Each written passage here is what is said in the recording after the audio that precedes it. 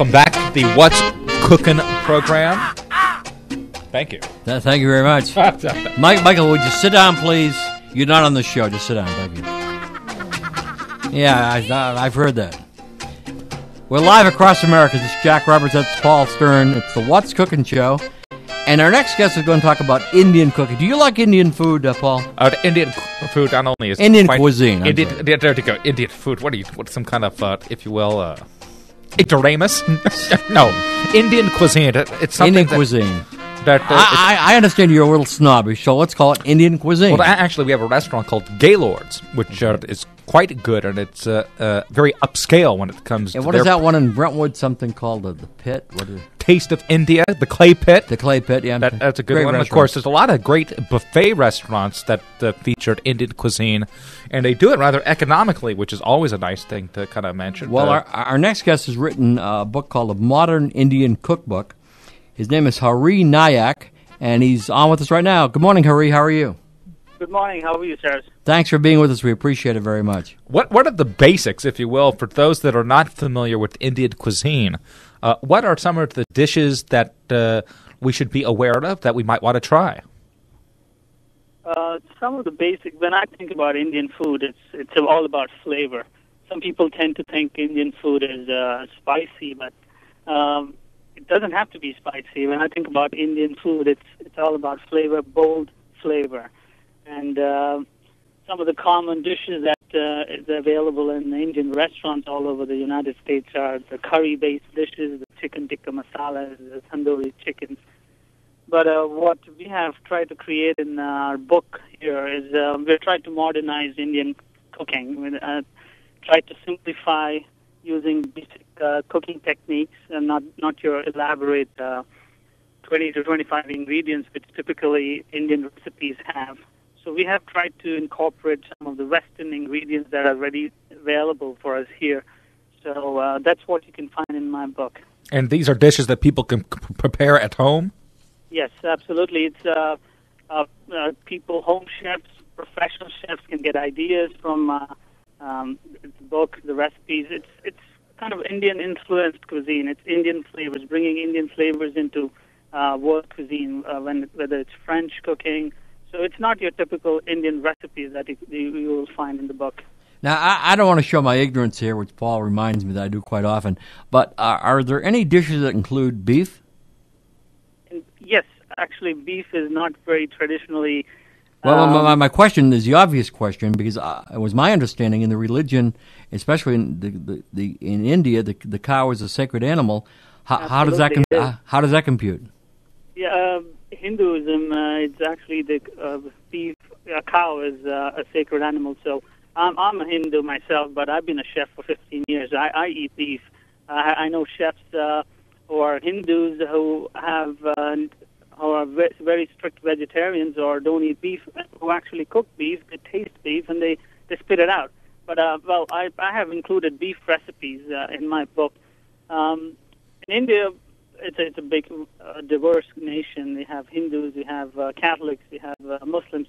So beef is actually served in some of the communities in India. It's a rather great dishes. Some of the good delicacies out of beef are made in India also. Yeah, I don't profess to be any kind of an expert, but Hardy, tell me if I'm correct that the consumption of beef would occur maybe on a geographical basis when looking at the India in itself. Different regions might have different, let's say, customs. Yes, absolutely. Beef is... if you look at India, the southern part of India is divided. India is divided in north, south, west, and east. The northern part of India, it's more people tend to eat more vegetables, more a wheat-based diet, and as staples. But when you go to south, people tend to eat more meat. The seafood is plentiful, and even beef. People tend to eat beef in that region also. I think that is very true. I think our own Eric Hines grew up in the northern part of India himself, because he's a vegetarian. Is that correct? Yeah, sure. Okay, now let's talk a little bit about...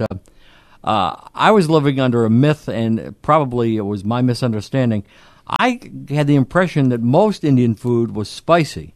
That's not true, is that right? That is not true. It is actually, it is, I think when people think of Indian food, they tend to think it's spicy, but I consider it flavorful. Again, you can make it spicy by adding too much of your spices in it, but when I think about food, it's basically it's bold flavors. That's what we have tried to recreate in these dishes. We have incorporated mild spices, even like, for example, our recipes that I've chosen. There are some of my favorite Western recipes in there, which I've cooked with Indian ingredients and spices to make it kind of sort of an Indian flavors in the Western cooking. And I've also recreated some Indian recipes with non-Indian ingredients. So it has to be spicy. Hardy, if you could give us some of the recipes that your book covers, the modern Indian cookbook. What are some of the recipes that we may have heard of, or some that we might not have heard of? You might have heard of. Probably, let me pick a soup. Chowder. Chowder is very American, so there's nothing Indian about this chowder. So we have made the chowder with the basic Indian curry powders, garam masala, which is a blend of 5 spices, which is very common in Indian cooking, which brings out a lot of flavor, Indian flavors in the food. I've used that to make the chowder to give it a very different flavor. And if I go to desserts, there are some truffles, which are obviously truffles, French chocolates. We don't make chocolates in India, but I've been a pastry chef for many years, so I have used cardamom, which is a very popular Indian spice, in making truffles, saffron, and chili, and basically to give you different flavors. So you're really kind of dispelling some myths, if you will, and stereotypes about Indian cooking. And I understand that in an upcoming book, Modern Entertaining in India, A Journey Through Culture and Cuisine, is scheduled to come out next year. That is right. Modern Entertaining and India, A Journey Through Culture, Cuisine. That's 2 totally different books. Modern Entertaining is basically entertaining ideas, a collection of menus. Again, Hari Nayak is our guest. We're talking about modern Indian cooking, and it's available at Amazon, Barnes & Noble, wherever books are sold. We'll be right back. Stay with us. Hang on, Hari.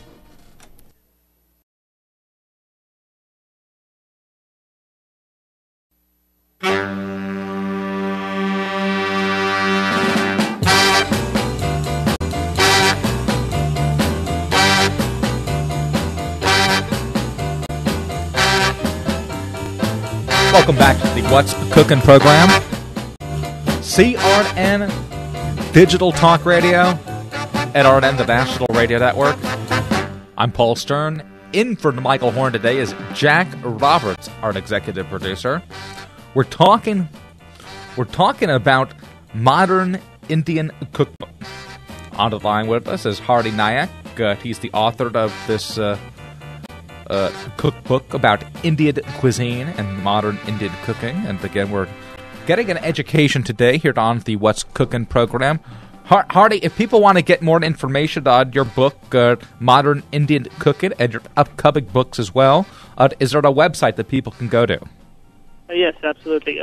This Modern Indian Cooking just released a month ago, so it's currently available in Amazon, but soon it will be available in most of the retail stores. But you can always go to, there are 2 websites. One is modernindiancooking.com. That's easy.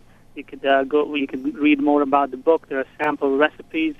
There are some great ideas that you could look into the book right there, modernindiancooking.com, or you could go to my website, that is harinayak.com. It's HARINAYAK, harinayak.com.